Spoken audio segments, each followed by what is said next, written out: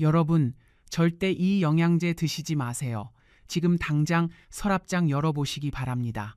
건강 챙긴다고 매일 아침 드시는 그 영양제가 여러분의 간을 딱딱하게 굳히고 있을 수 있습니다. 서울대병원 간센터가 10년간 3만 명을 추적 연구한 결과입니다. 60대 이상 10명 중 7명이 이 사실을 모른 채 매일 영양제를 드시고 계십니다. 더 충격적인 사실이 있습니다. 제가 지난 10년간 신경과 전문의로 일하면서 직접 목격한 사례입니다. 68세 여성분이 계셨습니다.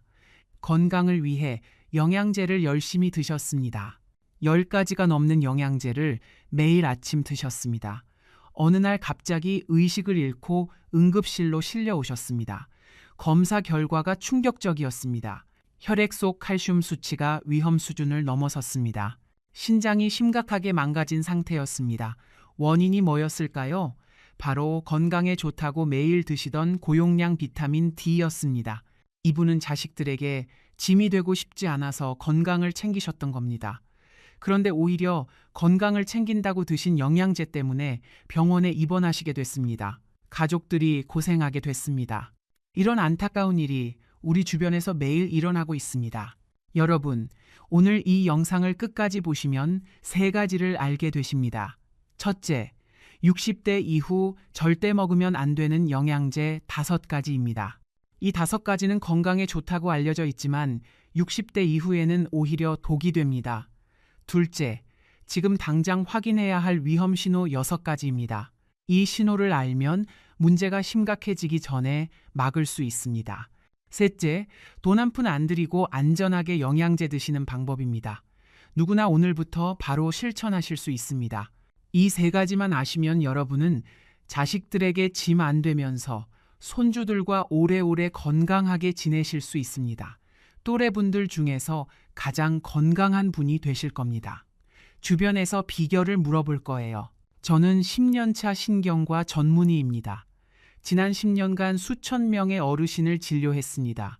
그 과정에서 한 가지 안타까운 패턴을 발견했습니다. 건강을 지키려고 복용하는 영양제가 오히려 심각한 건강 문제를 일으키는 경우가 너무 많았습니다. 특히 60대 이후 분들에게서 이런 문제가 급증하고 있습니다.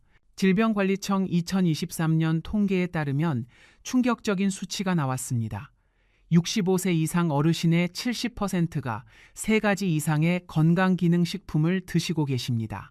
10명 중 7명입니다. 그런데 이 중 절반 이상이 자신이 드시는 영양제의 정확한 성분이나 용량을 모르고 계셨습니다. 더 놀라운 것이 있습니다. 복용 중인 영양제를 의사나 약사에게 알리지 않는 경우가 60%가 넘었습니다. 왜 이런 일이 벌어지는 걸까요? 영양제는 약이 아니라 건강식품이니까 많이 먹어도 괜찮다고 생각하시는 분들이 정말 많습니다. 심지어 많이 먹을수록 더 건강해진다고 믿는 분들도 계십니다. TV 광고에서도 그렇게 말하니까요. 하지만 이것은 매우 위험한 착각입니다. 영양제도 우리 몸에서 화학 반응을 일으키는 물질입니다. 과다하게 복용하면 심각한 부작용이 생깁니다. 자, 그렇다면 왜 60대 이후에는 영양제 복용에 더욱 신중해야 할까요? 먼저 이 배경부터 정확히 이해하셔야 합니다. 이유를 아셔야 왜 조심해야 하는지 납득이 되시니까요. 우리 몸은 나이가 들면서 큰 변화를 겪습니다. 가장 중요한 변화가 뭘까요? 바로 간과 신장의 해독 능력이 떨어진다는 것입니다. 젊었을 때는 몸에 들어온 물질을 빠르게 처리하고 배출할 수 있었습니다. 하지만 나이가 들면 이 과정이 현저히 느려집니다. 비유를 하나 들어드리겠습니다. 여러분 집에 정수기 있으시죠? 간은 우리 몸의 정수기 필터와 같습니다. 모든 물질이 이 필터를 거쳐서 정화됩니다. 약이든 영양제든 음식이든 간을 거쳐서 우리 몸이 사용할 수 있는 형태로 바뀝니다. 필요 없는 것은 배출 가능한 형태로 변환됩니다. 그런데 60대가 되면 어떻게 될까요? 정수기 필터가 오래되면 성능이 떨어지듯이 간세포의 수가 줄어듭니다. 서울대 의과대학 연구에 따르면 60대의 간세포 수는 30대의 75% 수준입니다. 4분의 3밖에 안 됩니다. 간으로 가는 혈류량도 감소합니다. 60대의 간 혈류량은 30대의 65% 수준입니다. 이게 무슨 의미일까요? 같은 양의 영양제를 드셔도 젊은 사람보다 혈액 속에 더 오래 더 높은 농도로 남아있게 됩니다. 연세대 세브란스 병원 연구에 따르면 60대의 약물 대사 속도는 30대의 절반 수준입니다. 즉, 젊은 사람이 하루 만에 배출하는 양을 60대는 이틀이 걸린다는 뜻입니다. 신장도 마찬가지입니다. 신장은 혈액을 걸러서 노폐물을 소변으로 배출하는 기관입니다. 마치 집안의 하수구와 같습니다. 하수구가 막히면 집안에 물이 차오르듯이 신장이 망가지면 온 몸에 노폐물이 쌓입니다. 나이가 들면 신장의 거름막 역할을 하는 사구체의 수가 줄어듭니다. 대한신장학회 발표에 따르면 40세 이후부터 매년 약 1%씩 신장 기능이 감소합니다. 60세가 되면 30대 때의 80% 수준입니다. 70세가 되면 70% 수준으로 떨어집니다. 이렇게 되면 어떤 일이 벌어질까요? 영양제 성분이 제때 배출되지 못합니다. 몸에 축적됩니다. 결국 독성을 일으킵니다. 여러분, 혹시 지금 고혈압약이나 당뇨약 드시고 계시나요? 아니면 혈액순환제나 콜레스테롤 약을 드시고 계시나요? 한 가지만 드시나요? 아니면 여러 가지 드시나요? 60대 이후에는 대부분 한두 가지 이상의 만성 질환을 가지고 계십니다. 대한노인병학회 통계에 따르면 65세 이상의 86%가 최소 한 가지 이상의 만성 질환을 가지고 계시고 45%가 두 가지 이상을 가지고 계십니다. 고혈압, 당뇨병, 고지혈증으로 여러 가지 약을 드시는 경우가 많습니다. 이런 약들과 영양제가 서로 만나면 어떻게 될까요? 예상치 못한 부작용이 발생합니다.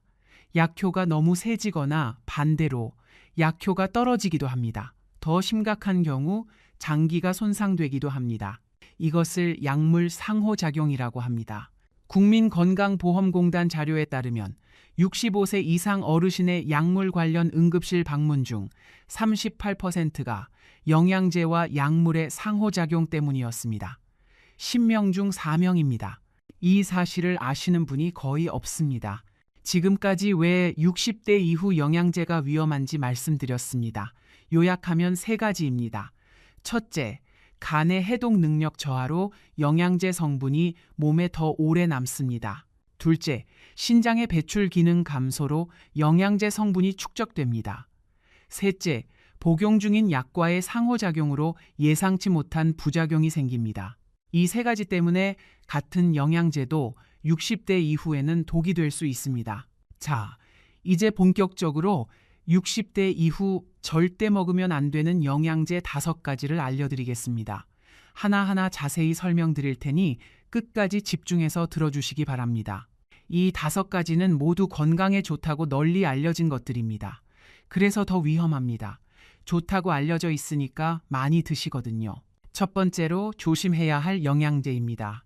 고용량 비타민 D입니다. 여러분, 비타민 D 드시고 계시죠? 지금 드시고 계신 비타민 D 용량이 얼마인지 아시나요? 뼈 건강에 좋다고 해서 많은 분들이 드시고 계십니다.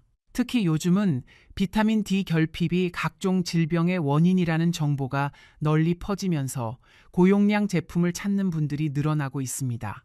TV에서도 신문에서도 비타민 D 부족하면 큰일 난다고 합니다. 그런데 여기서 문제가 생깁니다. 부족하면 안 된다고 하니까 많이 드시는 겁니다. 1000IU 대신 2000IU를 드십니다. 2000IU 대신 5000IU를 드십니다. 심지어 10,000IU 이상 드시는 분들도 계십니다. 많이 먹을수록 좋다고 생각하시니까요. 하지만 여기서 중요한 사실을 말씀드리겠습니다. 비타민 D는 지용성 비타민입니다. 이게 무슨 의미일까요? 비유를 들어드리겠습니다. 비타민 C 같은 수용성 비타민은 물에 녹습니다. 과다하게 드셔도 소변으로 빠져나갑니다. 마치 물컵에 소금을 너무 많이 넣으면 넘치듯이 몸 밖으로 나갑니다. 넘치는 양은 그냥 버려지는 겁니다. 하지만 비타민 D는 다릅니다. 지방에 녹아서 몸속에 축적됩니다. 마치 기름때가 냄비에 끼듯이 간과 지방 조직에 쌓입니다. 빠져나가지 않습니다. 계속 쌓입니다. 쌓이면 어떻게 될까요? 독성을 일으킵니다. 고용량 비타민 D를 장기간 드시면 가장 먼저 생기는 문제가 고칼슘 혈증입니다. 이게 뭔지 설명드리겠습니다. 비타민 D는 장에서 칼슘 흡수를 촉진합니다. 열쇠가 문을 열듯이 칼슘이 몸속으로 들어오게 합니다. 비타민 D가 적정량이면 필요한 만큼의 칼슘만 들어옵니다. 그런데 비타민 D가 과다하면 어떻게 될까요? 열쇠가 너무 많으면 문이 계속 열려 있듯이 칼슘이 계속 들어옵니다. 필요 이상으로 들어옵니다. 혈액 속 칼슘 농도가 지나치게 높아집니다. 이것이 고칼슘 혈증입니다. 혈액 속 칼슘이 높아지면 어떤 증상이 나타날까요? 처음에는 메스꺼움이 생깁니다.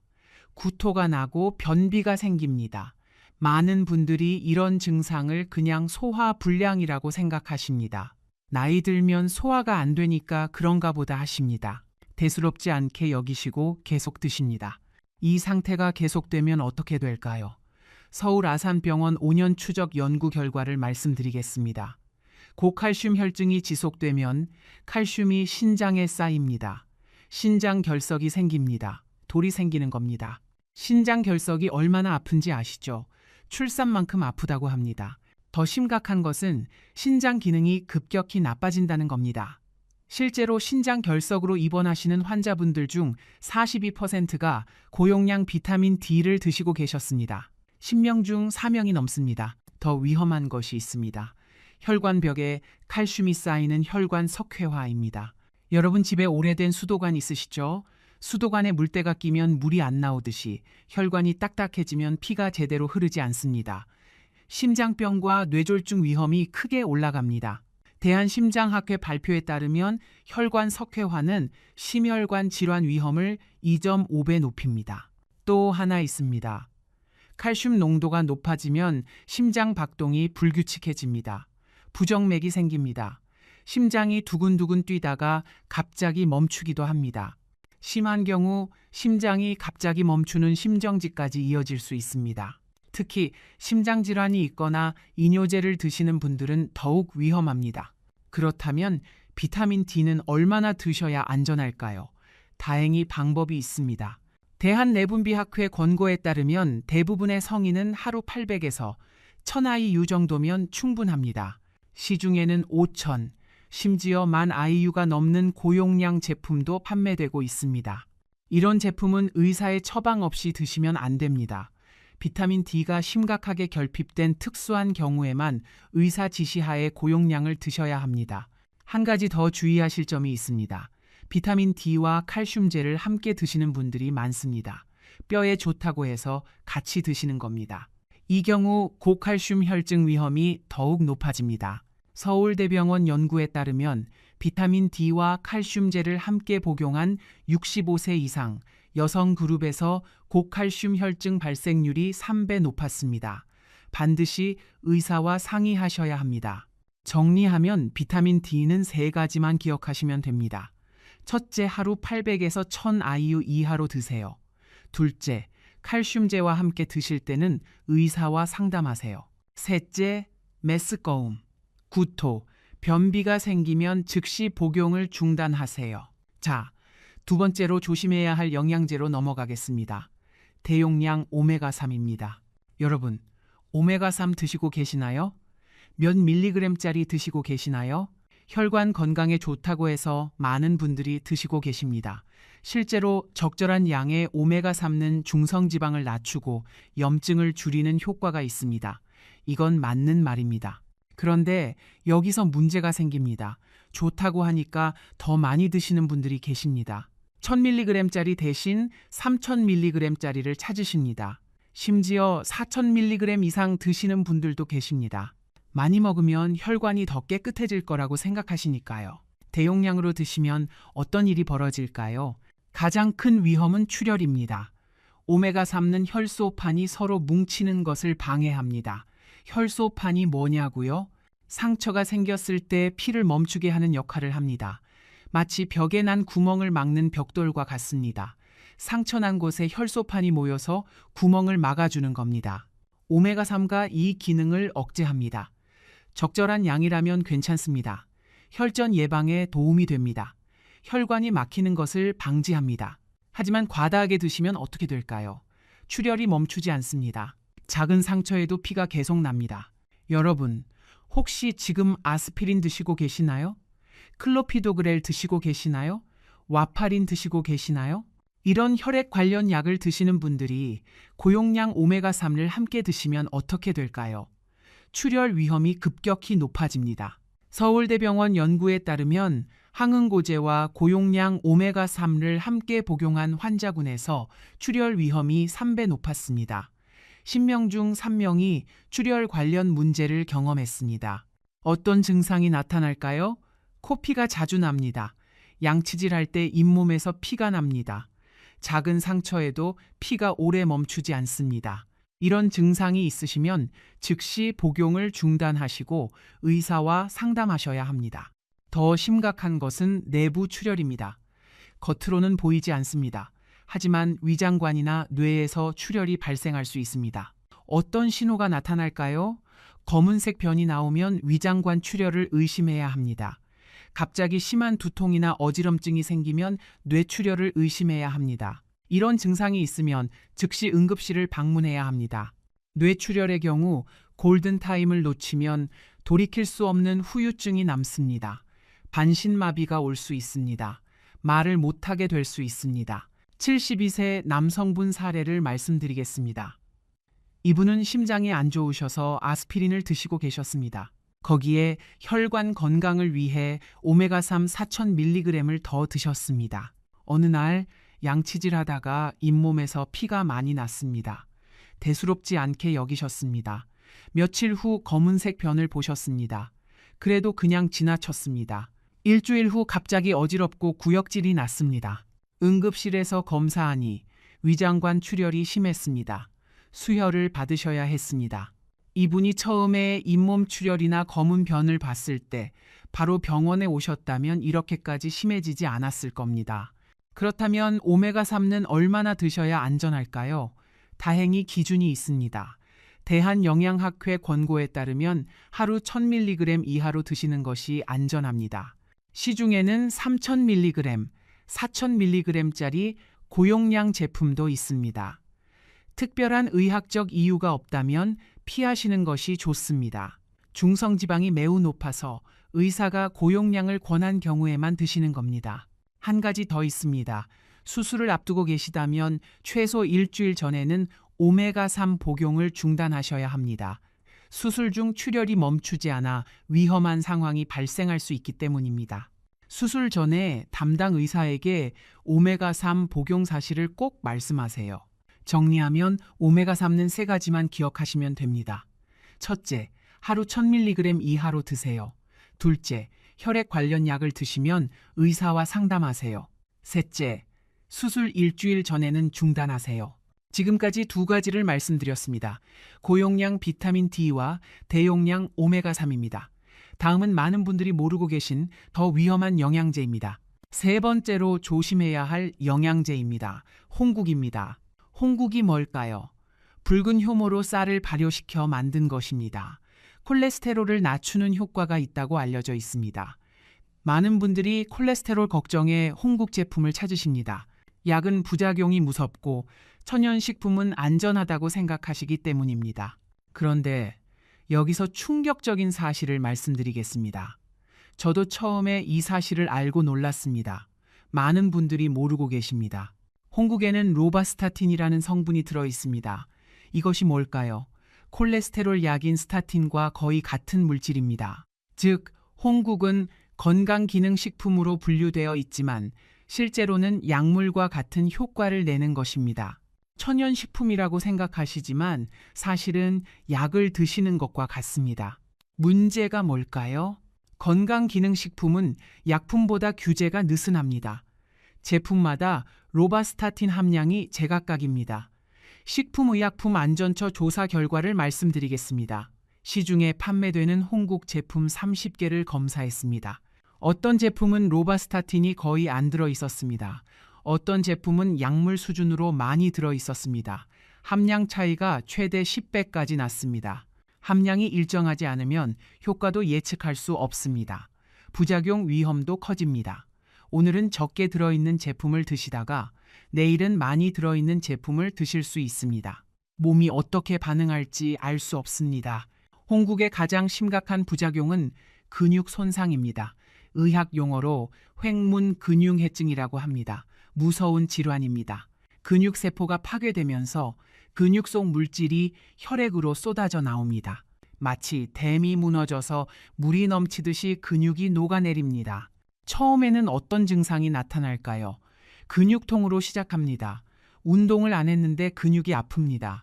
많은 분들이 이것을 나이 탓이라고 생각하십니다. 나이 들면 여기저기 아픈 게 당연하다고 생각하시니까요. 대수롭지 않게 여기시고 계속 드십니다.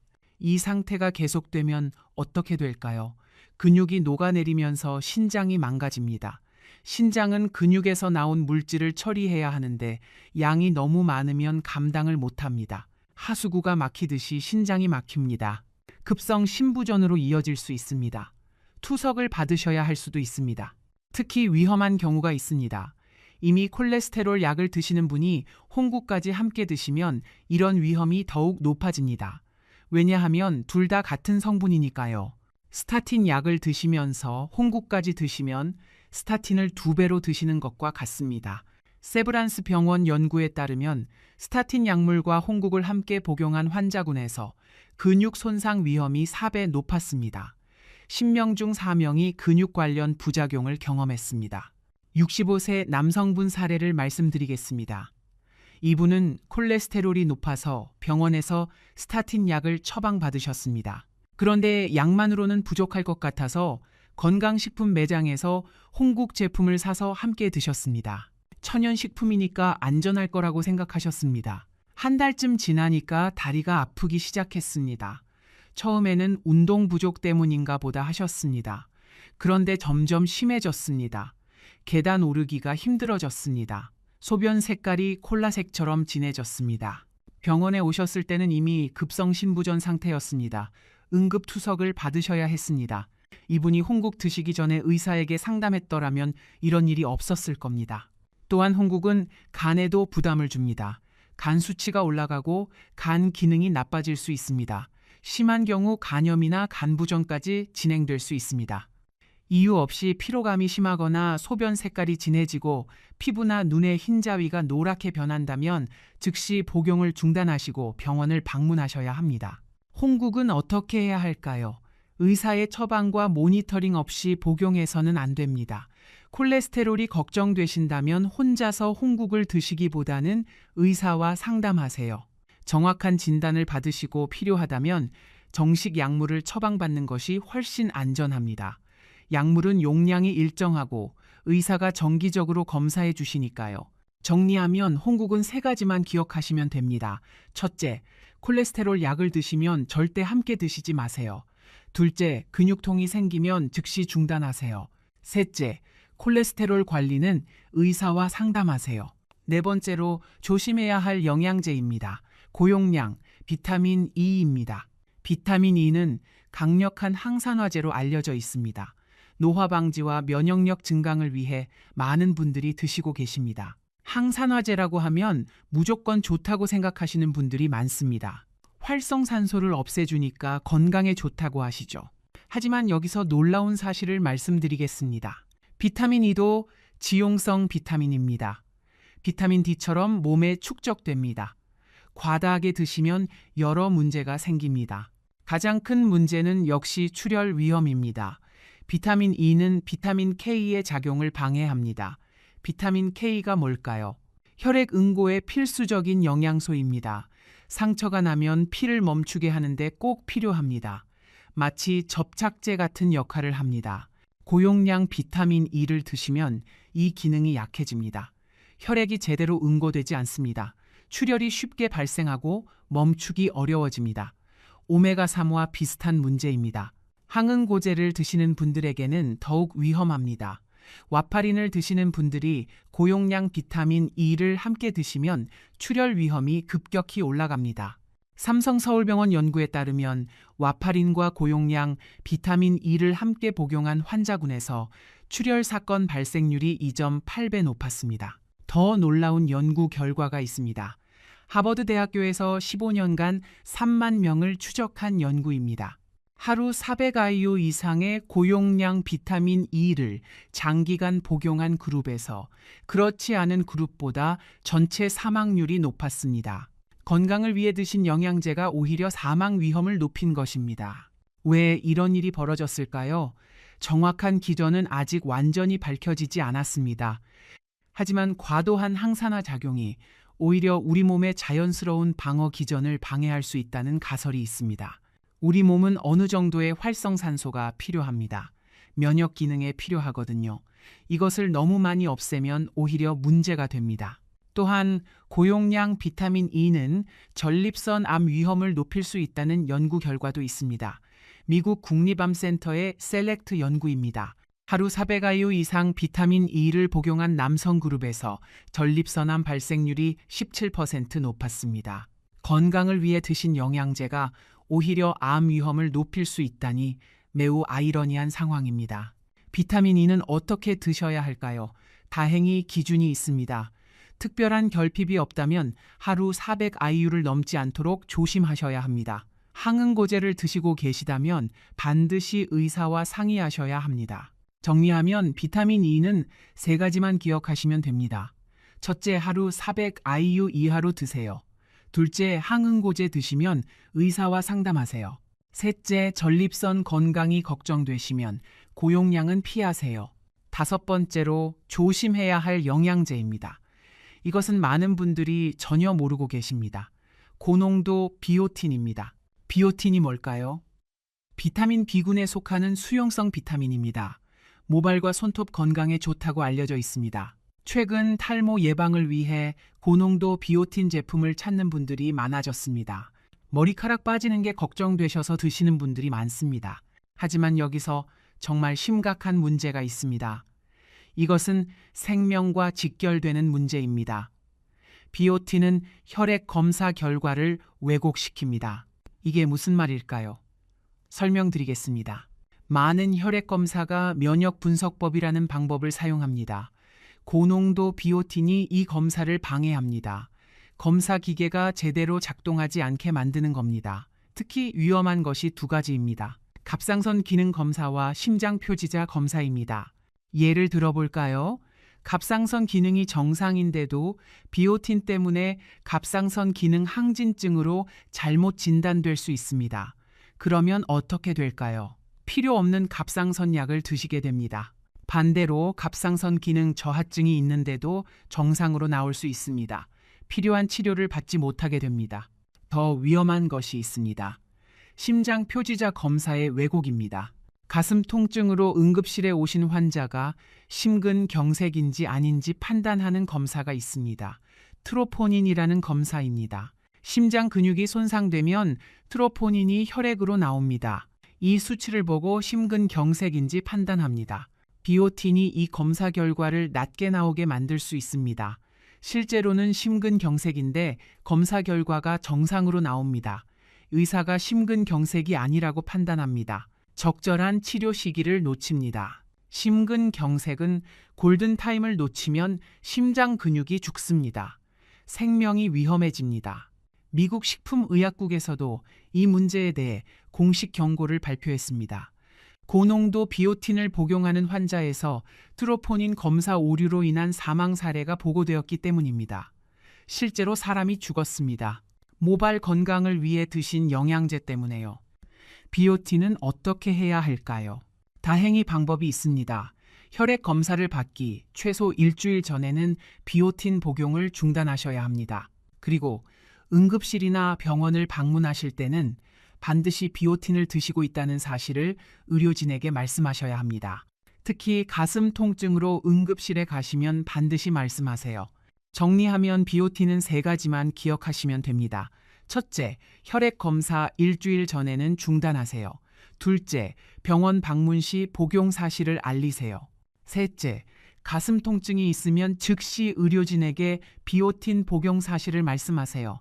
지금까지 60대 이후 절대 조심해야 할 영양제 5가지를 말씀드렸습니다. 다시 한번 정리해 드리겠습니다. 첫째, 고용량 비타민 D. 둘째, 대용량 오메가3. 셋째, 홍국. 넷째, 고용량 비타민 E, 다섯째, 고농도 비오틴. 이 5가지는 건강에 좋다고 알려져 있지만 잘못 복용하면 오히려 생명을 위협할 수 있습니다. 자, 그렇다면 여러분이 혹시 위험한 상황에 처해 있는지 어떻게 알 수 있을까요? 지금부터 위험 신호 6가지를 알려드리겠습니다. 다음 증상 중에서 2가지 이상이 해당된다면 즉시 영양제 복용을 중단하시고 병원을 방문하셔야 합니다. 첫 번째, 위험 신호입니다. 잇몸이나 코에서 피가 자주 납니다. 여러분, 양치질 할 때 잇몸에서 피가 나시나요? 아니면 안 나시나요? 특별한 이유 없이 코피가 자주 나시나요? 이런 증상이 있다면 출혈 경향이 증가한 것일 수 있습니다. 오메가3나 비타민 E를 과다 복용하고 계실 가능성이 있습니다. 작은 상처가 생겼을 때 피가 평소보다 오래 멈추지 않는다면 특히 주의하셔야 합니다. 2번째 위험 신호입니다. 소변에 변화가 생깁니다. 여러분, 소변에 거품이 많이 생기시나요? 아니면 거품 없이 맑으신가요? 소변 색깔이 평소보다 훨씬 진하신가요? 아니면 맑은 노란색이신가요? 이런 증상이 있다면 신장에 문제가 생긴 신호일 수 있습니다. 특히 고용량 비타민 D나 홍국을 드시고 계시다면 더욱 주의 깊게 관찰하셔야 합니다. 신장은 한번 망가지면 회복이 어렵습니다. 조기에 발견하는 것이 중요합니다. 3번째 위험 신호입니다. 메스꺼움과 구토가 지속됩니다. 여러분, 영양제 드신 후에 속이 자주 메스꺼우시나요? 구토가 나시나요? 이런 증상을 단순한 소화불량이라고 생각하시면 안 됩니다. 고칼슘 혈증의 초기 증상일 수 있습니다. 비타민 D를 과다 복용하고 계실 가능성이 있습니다. 변비까지 함께 있다면 더욱 의심해 보셔야 합니다. 가볍게 넘기지 마시고 병원을 방문하시기 바랍니다. 4번째 위험 신호입니다. 이유 없는 근육통이 생깁니다. 여러분, 운동을 안 하셨는데 근육이 아프시나요? 평소와 다르게 근육에 힘이 없으시나요? 많은 분들이 이런 증상을 나이 탓이라고 생각하십니다. 나이 들면 여기저기 아픈 게 당연하다고 생각하시니까요. 하지만 이것은 홍국이나 다른 콜레스테롤 관련 보조제의 부작용일 수 있습니다. 근육 손상은 방치하면 신장까지 망가뜨릴 수 있으므로 매우 위험합니다. 5번째 위험 신호입니다. 갑자기 어지럼증과 두통이 생깁니다. 여러분, 갑자기 심한 어지럼증이 생기시나요? 평소와 다른 두통이 지속되시나요? 이런 증상이 있다면 뇌출혈이나 전해질 불균형을 의심해 봐야 합니다. 특히 의식이 흐려지거나 말이 어눌해진다면 즉시 응급실로 가셔야 합니다. 골든타임을 놓치면 안 됩니다. 가족에게 연락하시고 바로 응급실로 가세요. 6번째 위험 신호입니다. 심한 피로감이 지속됩니다. 여러분, 충분히 쉬셨는데도 피로가 안 풀리시나요? 일상생활이 힘들 정도로 기운이 없으시나요? 이런 증상이 있다면 간 기능 저하나 다른 장기의 문제를 의심해 봐야 합니다. 피로는 우리 몸이 보내는 경고 신호입니다. 영양제를 드시고 있다면 반드시 연관성을 생각해 보셔야 합니다. 지금까지 6가지 위험 신호를 말씀드렸습니다. 정리하면 첫째, 잇몸이나 코에서 피가 자주 남, 둘째, 소변 변화, 셋째, 메스꺼움과 구토, 넷째, 이유 없는 근육통, 다섯째, 어지럼증과 두통, 여섯째, 심한 피로감입니다. 이런 증상들이 나타났을 때 많은 분들이 나이 탓이라고 생각하십니다. 다른 건강 문제 때문이라고 여기십니다. 하지만 영양제를 드시고 있다면 반드시 영양제와의 연관성을 고려해야 합니다. 증상이 나타난 후에도 계속 드시면 돌이킬 수 없는 장기 손상으로 이어질 수 있습니다. 자, 그렇다면 어떻게 안전하게 영양제를 복용할 수 있을까요? 지금부터 돈 한 푼 안 들이고 안전하게 영양제 드시는 방법 4가지를 알려드리겠습니다. 누구나 오늘부터 바로 실천하실 수 있습니다. 집에서 비싼 거 필요 없이 하실 수 있는 방법입니다. 첫 번째 방법입니다. 복용 전에 혈액 검사를 받으세요. 영양제를 시작하시기 전에 반드시 현재 여러분의 몸 상태를 확인하셔야 합니다. 비타민 D 수치, 비타민 B12, 엽산 같은 영양소 수치뿐만 아니라 간 기능, 신장 기능, 전해질 수치도 함께 확인하셔야 합니다. 왜 이게 중요할까요? 이렇게 해야 정말 부족한 영양소가 무엇인지 알 수 있습니다. 어떤 영양제가 필요한지 정확히 판단할 수 있습니다. 많은 분들이 검사 없이 그냥 좋다고 하니까 드시기 시작하십니다. TV에서 좋다고 해서 옆집 아주머니가 좋다고 해서 드시는 겁니다. 이것은 마치 자동차 계기판을 보지 않고 운전하는 것과 같습니다. 연료가 얼마나 있는지, 엔진에 문제가 있는지 모르고 그냥 달리는 겁니다. 위험하죠. 실제로 검사해 보면 부족하지 않은 영양소를 과다하게 드시고 있는 경우가 매우 많습니다. 삼성서울병원 조사에 따르면 비타민 D 보충제를 드시는 환자의 45%가 이미 정상 수치였습니다. 필요 없는 영양제를 돈 들여 사서 드시고 있었던 겁니다. 오히려 해가 될 수 있는데도요. 검사 결과를 바탕으로 정말 필요한 영양제만 선택하세요. 이것이 첫 번째 안전 수칙입니다. 건강검진 받으실 때 담당 의사에게 영양제 검사도 추가해 달라고 말씀하시면 됩니다. 두 번째 방법입니다. 한 번에 하나씩 시작하세요. 여러 가지 영양제를 동시에 시작하시면 어떻게 될까요? 만약 부작용이 생겼을 때 어떤 제품 때문인지 알 수 없습니다. 범인을 찾을 수가 없습니다. 비유를 들어드리겠습니다. 음식을 여러 가지 새로운 것을 한꺼번에 드셨는데 배탈이 났다고 생각해 보세요. 뭐 때문에 배탈이 났는지 알 수 있을까요? 알 수 없습니다. 하나씩 드셨다면 바로 알 수 있었을 겁니다. 새로운 영양제를 추가하실 때는 최소 2주 간격을 두시고 하나씩 시작하세요. 2주면 우리 몸이 반응을 보일 충분한 시간입니다. 이렇게 하시면 혹시 문제가 생겼을 때 원인을 쉽게 찾으실 수 있습니다. 빠르게 대처하실 수 있습니다. 세 번째 방법입니다. 최소 용량으로 시작하세요. 처음부터 고용량을 드시지 마세요. 가장 낮은 용량부터 시작하세요. 몸의 반응을 보면서 서서히 늘려가세요. 특히 60대 이후에는 젊은 사람의 절반 정도 용량으로 시작하시는 것이 안전합니다. 왜 그럴까요? 앞서 말씀드렸듯이 우리 몸의 대사 능력이 젊었을 때와 다르기 때문입니다. 같은 양도 더 오래 남아있고 더 높은 농도로 작용합니다. 절반으로 시작하셔도 충분합니다. 효과가 없다고 느끼시면 그때 조금씩 늘리시면 됩니다. 네 번째 방법입니다. 정기적으로 검사를 받으세요. 영양제를 드시기 시작하셨다면 3개월마다 혈액 검사를 받으세요. 간 기능, 신장 기능, 전해질 수치가 정상인지 확인하세요. 복용 중인 영양소의 혈중 농도도 체크하세요. 검사 결과가 정상이라고 해서 안심하시면 안 됩니다. 계속 정기적으로 확인하시는 것이 중요합니다. 우리 몸은 계속 변합니다. 3개월 전에는 괜찮았어도 지금은 다를 수 있습니다. 조기에 발견해야 문제가 커지기 전에 막을 수 있습니다. 지금까지 안전하게 영양제 드시는 방법 4가지를 말씀드렸습니다. 정리하면 첫째, 복용 전 혈액 검사. 둘째, 한 번에 하나씩. 셋째, 최소 용량으로 시작. 넷째, 정기적인 검사입니다. 이 4가지 모두 돈이 거의 안 듭니다. 오늘부터 바로 실천하실 수 있습니다. 몇 가지 추가로 당부드릴 말씀이 있습니다. 먼저 다른 약을 드시고 계시다면 반드시 의사나 약사와 상담하세요. 혈압약, 당뇨약, 항응고제, 항열소판제 등을 드시는 분들은 특히 주의가 필요합니다. 영양제와 약물의 상호작용으로 약효가 떨어지거나 부작용이 증가할 수 있습니다. 영양제 드시기 전에 담당 의사에게 이거 먹어도 되냐고 한 번만 여쭤보세요. 전화 한 통이면 됩니다. 그것만으로 위험을 피할 수 있습니다. 다음으로 수술을 앞두고 계시다면 최소 일주일 전에는 대부분의 영양제 복용을 중단하세요. 특히 오메가3, 비타민 E, 은행잎 추출물, 마늘 보조제 등은 출혈 위험을 높이므로 반드시 중단하셔야 합니다. 수술 전 진료 시에 복용 중인 모든 영양제 목록을 의사에게 알려주세요. 영양제도 적어서 가져가세요. 또한 천연 성분이라고 해서 무조건 안전한 것은 아닙니다.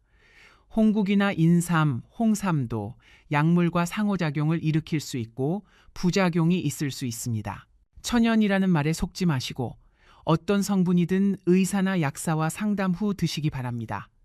천연이라고 광고하는 것들 중에 실제로는 화학 성분이 들어있는 경우도 있습니다. 그렇다면 정말 필요한 최소한의 영양제 구성은 무엇일까요? 제가 환자분들께 권해드리는 기본 구성은 매우 간단합니다. 비타민 D, 하루 800 IU, 오메가3 하루 1000mg 이하, 그리고 종합 비타민 하나면 충분합니다. 이것도 검사에서 부족한 경우에만 드시면 됩니다. 칼슘과 마그네슘은 가능하면 음식으로 드시는 것을 권장합니다. 우유, 요구르트, 치즈, 두부, 멸치, 녹색 채소 등을 통해 충분히 드실 수 있습니다. 우리 한식에는 칼슘이 풍부한 음식이 많습니다. 할머니, 할아버지 때부터 드시던 음식에 답이 있습니다. 조상님들의 지혜가 담겨 있는 겁니다. 비싼 영양제 사실 필요 없습니다. 밥 먹으면서도 건강해질 수 있습니다.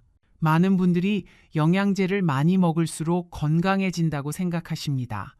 하지만 이것은 잘못된 생각입니다. 적절한 영양소는 음식을 통해 섭취하시는 것이 가장 좋습니다. 영양제는 정말 부족한 것만 보충하시는 것이 원칙입니다. 건강검진 결과를 바탕으로 의사와 상담해서 본인에게 정말 필요한 영양제만 선택하세요. 자, 이제 오늘 말씀드린 내용을 정리하겠습니다. 오늘 여러분께 3가지를 말씀드렸습니다. 첫째, 60대 이후 절대 조심해야 할 영양제 5가지입니다. 고용량 비타민 D는 고칼슘 혈증, 신장 결석, 혈관 석회화, 부정맥을 일으킬 수 있습니다. 하루 800에서 1000 IU 정도로 제한하시고 칼슘제와 동시 복용은 주의하셔야 합니다. 대용량 오메가3는 출혈 경향을 증가시킵니다. 하루 1000mg 이하로 제한하시고 항혈소판제나 항응고제를 드시는 분은 특히 주의하셔야 합니다. 홍국은 근육 손상과 간 기능 저하를 일으킬 수 있습니다. 의사 상담 없이 드시면 안 됩니다. 특히 콜레스테롤 약을 드시는 분은 절대 함께 드시면 안 됩니다. 고용량 비타민 E는 출혈 위험을 높이고 일부 연구에서 사망률 증가와 연관이 있습니다. 하루 400 IU 이상은 피하셔야 합니다. 고농도 비오틴은 혈액 검사 결과를 왜곡시켜 오진을 초래할 수 있습니다. 검사 일주일 전에는 중단하시고 병원 방문 시 반드시 의료진에게 말씀하셔야 합니다. 둘째, 위험 신호 6가지입니다. 잇몸이나 코에서 피가 자주 남, 소변 변화, 메스꺼움과 구토, 이유 없는 근육통, 어지럼증과 두통, 심한 피로감, 이 중 2가지 이상이 해당되시면 즉시 영양제 복용을 중단하시고 병원을 방문하셔야 합니다. 셋째, 안전한 영양제 복용법 4가지입니다. 복용 전 혈액검사로 정말 필요한지 확인하세요. 한 번에 하나씩 시작해서 문제가 생기면 원인을 찾으세요. 최소 용량으로 시작해서 서서히 늘리세요. 3개월마다 정기적인 검사로 문제를 조기에 발견하세요. 이 4가지는 돈이 거의 안 들고 오늘부터 바로 실천하실 수 있습니다. 가장 중요한 것만 기억하세요. 영양제는 많이 먹을수록 좋은 것이 아닙니다. 정말 필요한 것만 적절한 용량으로 드시는 것이 건강의 비결입니다. 의사와 상담하시고 정기적으로 검사 받으시면 여러분은 안전하게 건강을 지키실 수 있습니다. 여러분은 여러분 건강의 주인입니다. 의사도 약사도 영양제 회사도 여러분의 건강을 대신 책임져 줄 수 없습니다. 오직 여러분 스스로 자신의 몸을 관찰하시고 현명한 선택을 하셔야 합니다. 영양제는 건강을 지키는 도구일 뿐 만병통치약이 아닙니다. 우리 세대는 자식 키우느라 내 건강은 뒤로 했습니다. 어려운 시절 밥심으로 일했습니다. 가난한 시절을 이겨낸 우리입니다. 그동안 고생 많으셨습니다. 이제 우리 건강 챙길 때입니다. 아직 늦지 않았습니다. 손주들과 오래오래 건강하게 함께 하시려면 오늘부터 시작하세요. 오늘 이 영상이 여러분과 여러분 가족의 건강을 지키는데 조금이라도 도움이 되셨다면 좋아요와 구독 부탁드립니다. 더 많은 분들께 건강 정보가 전달될 수 있도록 도와주세요. 주변에 영양제를 많이 드시는 분들이 계시다면 꼭 이 영상을 공유해 주세요. 한 사람이라도 더 건강을 지킬 수 있다면 그것만으로도 이 영상을 만든 보람이 있을 것입니다. 댓글에 여러분의 건강 다짐 한 줄씩 남겨주시면 큰 힘이 됩니다. 우리 함께 건강한 미래를 만들어 갑시다. 여러분의 건강한 삶을 위해 앞으로도 유익한 정보를 계속 전해드리겠습니다.